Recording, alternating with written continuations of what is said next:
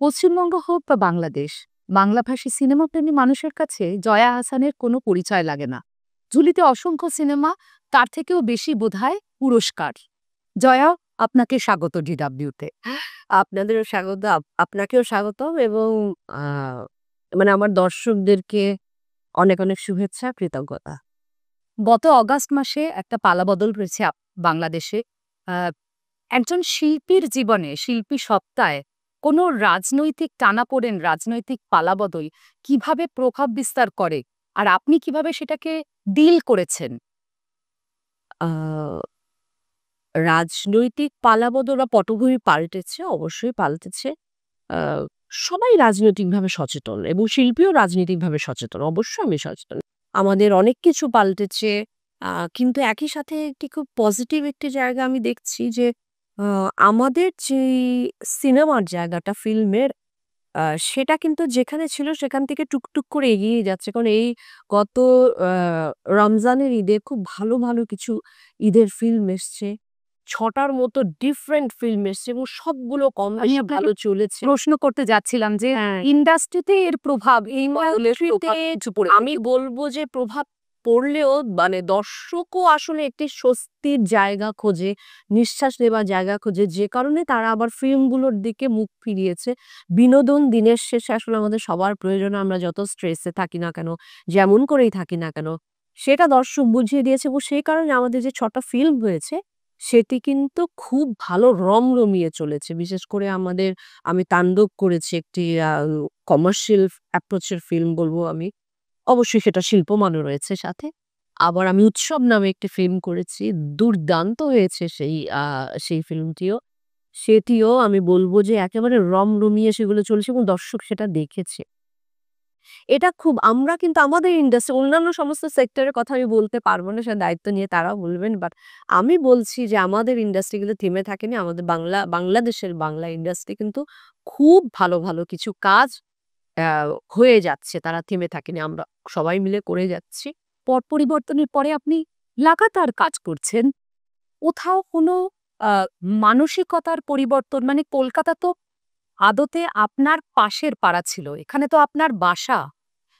কোনো বাস কাজ করতে গিয়ে কোনো মানসিকতার পরিবর্তন, দূরে সে সম্পর্কের প্রভাব আপনার ব্যক্তিগত সম্পর্কে কখনো পড়েছে বলে না আমি সেটা এখানে একেবারেই পাইনি। একেবারেই পাইনি। কারণ এখানে একটি বিষয় আসলে বলবার মতো যে আমরা আর্টিস্টরা তো আমি ১ম থেকেই বলি আর্টিস্টদের কোনো ভূগোল মেনে আর্টিস্টরা হয় না। আমাদের সংস্কৃতি এক, ভাষাভাষী এক, আমাদের অনুভূতিগুলো এক, আমাদের সংস্কৃতি, কালচার সবই এক।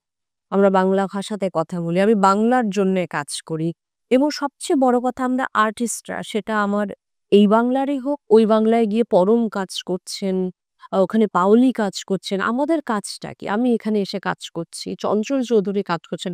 আমাদের কাজ হচ্ছে হলো সংস্কৃতিকে জোড়া লাগানো, জুড়িয়ে দেয়া। সেটা পার্থক্য ভিন্ন মত কিছু সময়ের জন্য হতে পারে। কিন্তু আমরা সবসময় জুড়বার চেষ্টা করে যাই এবং জোড়া দেয়াটাই আমাদের কাজ। আমি আমার জায়গা থেকে এটাই আমার রাজনীতি, এটাই আমার ধর্ম, এটাই আমার মানবতা। মানে এটাই আমার সবকিছু। 'ডিয়ার মা'র মতন একটা ছবি আপনাকে আকর্ষণ করল কেন? আমাদের তো গল্প বলা কাজ। যত নতুন গল্প বলতে পারবো, যত নতুন অভিজ্ঞতা আমার ঝুলিতে নিতে পারবো, সেটা একটি বিষয় এবং অনিরুদ্ধ রায়চৌধুরীর সঙ্গে কাজ করবার লোভ। অনিরুদ্ধ রায় চৌধুরীর সাথে এর আগে 'খড়ক সিং', তাতে ভারতবাসীর কাছেও আপনি একটা পরিচিত নাম হয়ে উঠলেন। আ ২য় বার কাজ করতে রাজি হলেন। আ ও রাশি হলাম না। আমি ইনস্টিগেট করি উনাকে। মানে আমি আবারও কাজ করতে চাই। রাজি তো লাফিয়ে, লাফিয়ে দৌড়লাম সত্যি কথা। উনি আমায় ১ম একটি হিন্দি ছবিতে কাজ করবার সুযোগ দিয়েছেন। সেটি আমার জন্য বড় একটা চ্যালেঞ্জে আমি পড়েছিলাম। সেটি আমি দারুণ উপভোগ করেছি। কারণ আমরা তো চ্যালেঞ্জের মুখোমুখি হতে চাই। দ্বিতীয়ত হচ্ছেন উনার গল্প বলা, উনার যেই ক্যানভাস, উনার যেই ব্যাপ্তি, সেটার প্রেমে তো আমরা সকল বাংলা দর্শকেরা আছি।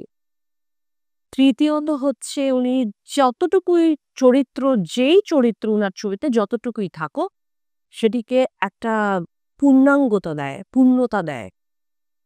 যেই কারণে উনার ছবিতে একটি ছোট চরিত্র আমাকে আকর্ষণ করে এবং আমার ধারণা সামনেও করবে। উনি যদি আমায় মেইন লিডেও না দেন কোনো চরিত্র, উনি যদি আমায় বলেন, আমি মনে হয় করব।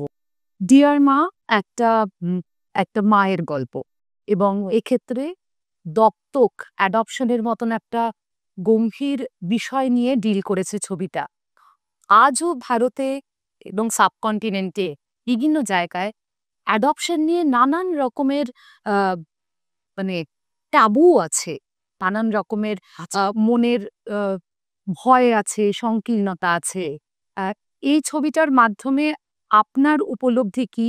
আপনি অ্যাডপশনকে কিভাবে দেখেন? আর আপনি মাতৃত্বকে কিভাবে দেখেন? এই ছবিতে যেটি আসলে সবার উপরে উঠে আসে সেটা হচ্ছে ভালোবাসার সম্পর্ক।